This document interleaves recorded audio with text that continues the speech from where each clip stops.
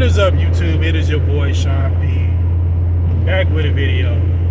First off, if you're new to my channel, welcome to my channel, Sean P TV. And if you're subscribing, subscribe to my channel. And today's video is pretty much an update video of my BNSF conductor training for BNSF.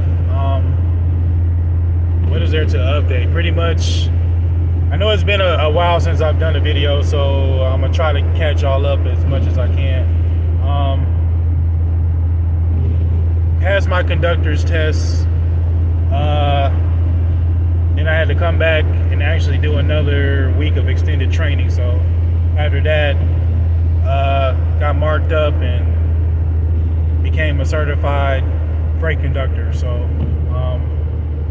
yeah, so I'm actually certified. So I have my certificate from, the FRA or BNSF saying I'm a certified conductor.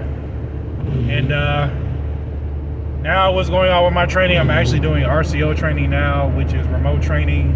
So it's actually controlling the locomotives on a box, just like pretty much, I wouldn't say like a remote control car, but it's completely different because you're dealing with a piece of multi-million-dollar equipment. So yeah, it's something like that, but it's not. I'll put it that way.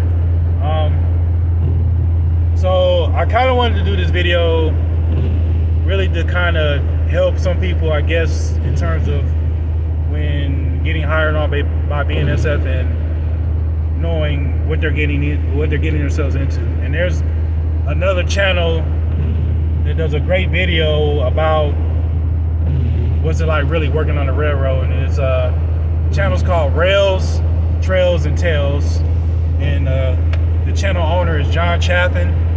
And if you type in that channel name, it'll pop up, and he does great videos on explaining how the railroad is and what you're getting into and what the work's like and everything. He does a lot of good videos about the railroad. And there's another guy named Railroad Talk with Joey.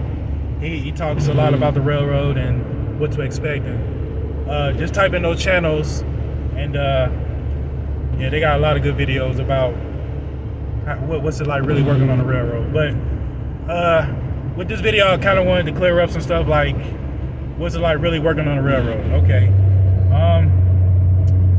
Well, first off, when you're starting off on the railroad, just think about you're not gonna have like a 9-to-5 schedule. Let's get that out of the way right now. You're going to be paying your dues. And just the way it is always going to be that way. There's no way around it. Don't think that you get hired on the railroad and think, oh, I'm gonna have a 9-to-5 schedule and I'm gonna get weekends off and have time off whenever I want it. No, it doesn't work like that. You start off on the extra board, and you're pretty much just building up seniority until you get to that point where you can hold a job. So be expected to work weekends, holidays, kids' birthdays, anniversaries, special sporting events like the Super Bowl. Be expected to work those days, because as a person on the extra board, you're pretty much just filling in slots when people take vacation or they lay off. So you're pretty much just filling in those vacancies. So don't think that you're going to have a cushy schedule. Just get that out the way right now. And pretty much you're going to be working outdoors, whatever the environment is. I mean, in some places like Minnesota and New York and all those places, which they get colder and all that stuff, you're going to have to just prep your mind to be prepared to work in any type of weather conditions. So you're going to be working in the rain, the snow, extreme heat, all that. So just keep that in mind when applying for the railroad. And it's just the reality of working on the railroad. It's just an outside job. So I mean, just be prepared to try to take in as much information as you can. Like, I mean, I think the best teacher in terms of the railroad is really experience. I mean, you just don't hop in and just automatically you're a railroader. You just have to really kind of earn your stripes and learn what you can learn, and at this point just try to be a sponge And a lot of times, a lot of guys, they'll help you. They see, hey, he's willing to learn, he's willing to learn his craft and take the time to learn everything, then guys will work with you. But if you come in with a shitty attitude and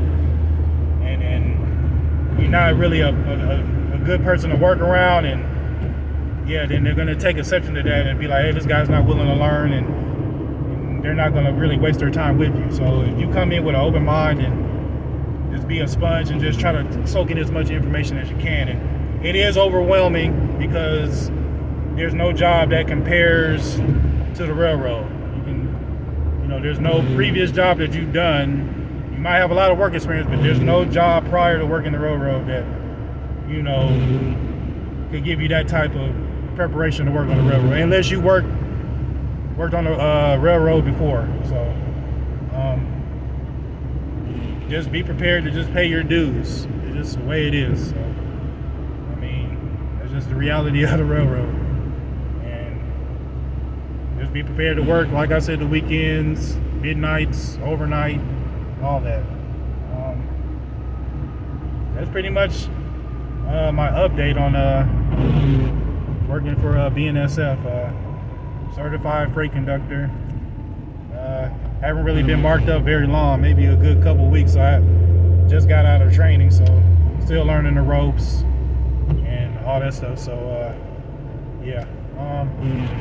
What else is there to update? Yeah, I mean, if you're on the road, you're gonna be on the road a lot.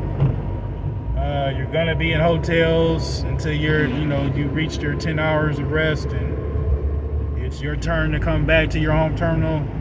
So be prepared if you decide to be a road conductor that you're gonna be on the road a lot.